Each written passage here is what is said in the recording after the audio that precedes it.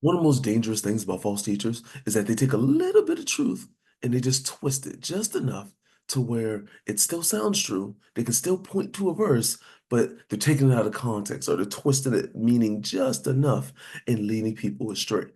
They do that, false teachers do that nowadays, and they did that way back in the first century.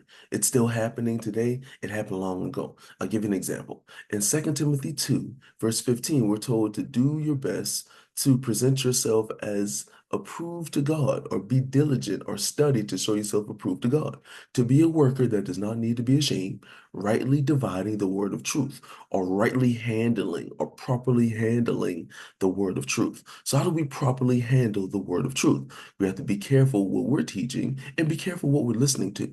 If you go a little bit further down in 2 Timothy 2, it talks about Hymenaeus and Philetus in verse 17. It says they swerve from the truth, saying that the resurrection has already passed, upsetting the faith of some. So there was some teaching that the resurrection had already passed. And then in Second Thessalonians chapter 2, the Thessalonians there are warned about the coming of the Christ, the second coming of Christ being falsely taught, that it had already passed. In verse 2 of Second Thessalonians 2, it says, not to be quickly shaken in mind or troubled, either by spirit or by spoken word or by letter, as if seeming from us, meaning seemingly coming from the apostles. And he continues on to the effect that the day of the Lord had already come. So here, people talk about the day of the Lord had already come, like the second coming of Christ had already come. Where would they get that idea that the second coming of Christ and the resurrection of the dead had already come? Again, they take a little bit of truth and they twist it. If you turn to Matthew 27, you'll see in verse 50, Jesus yielded up his spirit and he died. Look what happened in Matthew 27, verse 51 and 52. The temple was torn in verse 51, earthquake, the rocks were split. And then in 52, it says the tombs were open and many bodies of the saints who had fallen asleep were raised, and coming out of the tombs, after his resurrection, they went into the holy city and appeared to many.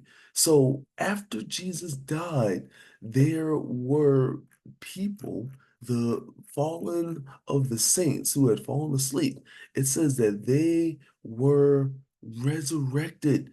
They came up out of the tombs and they walked around the city freely. So if you think about it, it makes sense that these false teachers would be teaching that the resurrection of the dead had already passed because they had an event that they could point to.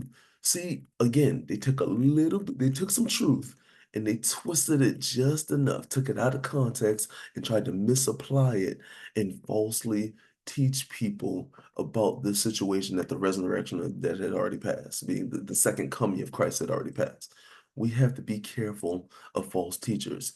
We have to be so in tune with the truth that even when someone twists it just a little bit, we'll be able to hear it, recognize it, and understand that it's false teaching so that we can correct them and be careful ourselves not to be soon shaken or troubled.